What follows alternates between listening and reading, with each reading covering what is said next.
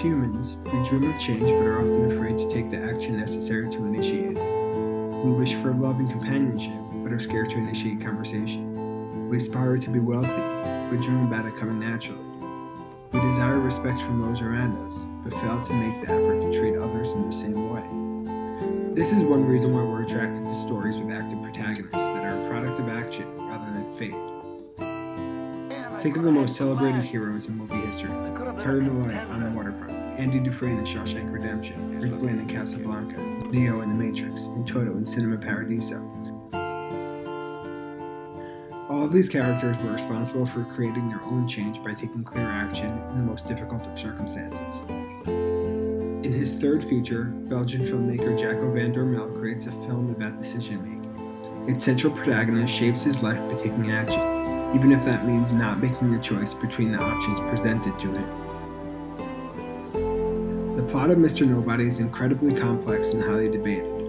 At its core is a scientific theory called the multiverse.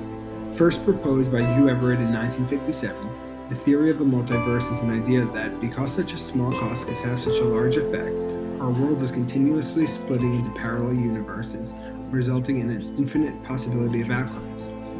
For instance, in our world, Donald Trump is President of the United States, but if something as small as a simple raindrop were to fall at a different rate than it did, or in a different location, maybe Trump would have slipped, fell, and become incapacitated before running. Maybe Earth would cease to exist. And since those things could have happened, the many worlds theory, believed by many scientists to be true, insists there must be another universe in which they did happen, hence the multiverse. The film Mr. Nobody is about Nemo Nobody, a boy born with the ability to see into the future. When he's 9, his parents split and force him to decide which to live with. Because this is such a difficult decision for a 9-year-old boy, Nemo looks into the future for answers. However, each outcome turns out poorly. So what does he do? Most of the plot points in the film are of Nemo projecting into the future. However, this doesn't happen in a linear way. Van der Mel shows Nemo at different ages, trying to navigate the madness of his own mind, a result that is reasonable to assume would happen if one was in the midst of sorting out through an infinite amount of future outcomes. Nemo goes from being old, to young, to very young, to immortal. He goes through numerous different possibilities in different times and spaces.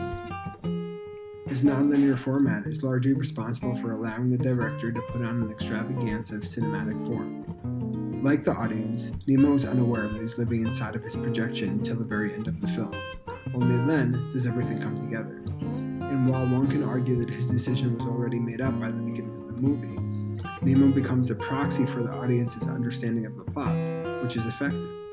In the universe in which he lives with his mom, teenager Nemo falls in love with his stepsister Anna. However, his mom's relationship doesn't work out and Anna moves away. Unable to love anyone else, he spends the rest of his life searching for her. When they finally reconvene at an older age, Anna is happily married with children. In the universe in which he lives with his father, Nemo marries another girl named Elise, who he loves dearly, but through 2 different possibilities, death by explosion or manic depression, has negative effects on Nemo. There's also a third possible wife, Jean, for whom Nemo feels nothing whatsoever. He was only with her because he wanted to get back at Elise, who turned him down at his high school dance. Making matters even more confusing is that there are other universes where Nemo has a motorcycle accident and spends years in a coma, one where he drowns in a car accident, and a fake world where everyone wears the same ugly sweater, which Nemo creates in order to try and provide him and the audience with some clarity. Oh, and in another completely different time period, it's 2092 and Nemo is the last mortal human on the planet, about to celebrate his 118th birthday. But this isn't just for entertainment. There's a major plot point that incentivizes Nemo to travel this long in his own head, convince himself that he has to remain alive until the expansion of the universe comes to a halt, and time appears to reverse and contract. When this happens, Nemo's life simplifies itself. He's able to return to childhood and be with Anna.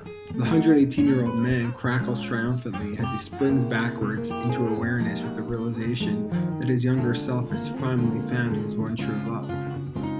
While the plot is confusing, the story is rather simple, and for cinematic purposes, more interesting.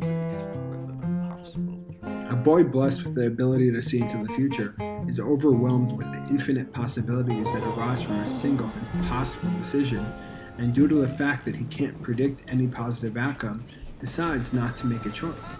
as he says, Chess. It's called Zugzwang. When the only viable move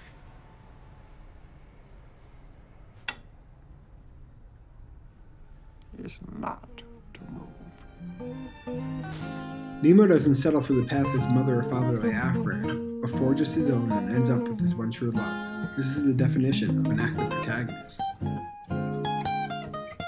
Story visually, Van Dormael had to create a world that seemed possible, but that existed in the mind of a 9-year-old child. He also had to build conflict into the story, which he did by making the protagonist confused, searching for clarity in the never-ending terrain of possible outcomes. Unlike other films which often use romanticized visual language to flash back in one's life, Van Dormael had to flash forward. Van Dormael threw out traditional cinematic grammar and used a far more creative way to tell the story. There are few uses of extreme camera angles, zooms, pushes, or pull.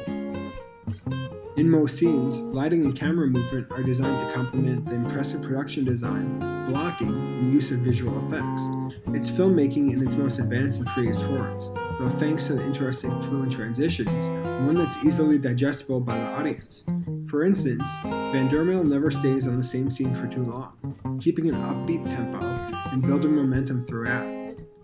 Through the nonlinear plot, he was able to do this without sacrificing motivation. One event sparks that of another, like a specific memory might spark another one that closely relates. Most of the movie is lit with a high-key style, which means lack of strong shadows and contrast. This complemented the story since, after all, everything is taking place inside of Nemo's head, meaning he's familiar with these characters, and there's very little mystery there. The tones are also rich and vibrant, a look that resembles the images in her own head when reflecting on life. Each scene is its own cinematic event. Every scene matters, and every scene is highly planned, made to look like it matters. The director uses all means of his disposal to keep the viewer engaged and interested in the life of the main protagonist. Specific music and sound effects are used to heighten the environment. The original score, written by Van Dormael's brother, is simple yet effective, creating out-of-sync loops that add to the confusion of the protagonist.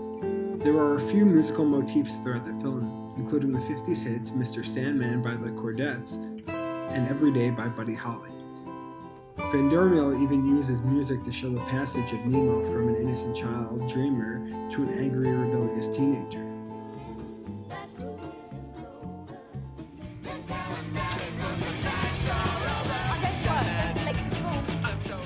As for the production design, Van Dormael had to show differences in the environments that Nemo creates in his head. In the outcomes where he is not with Anna, Nemo lives rather nicely. This differs from the outcomes where he was once madly in love with Anna, where he is homeless.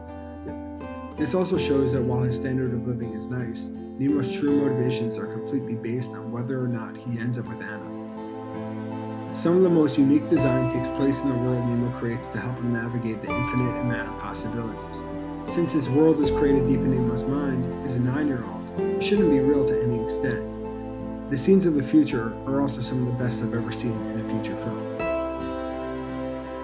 Different colors used in the film have symbolic meanings.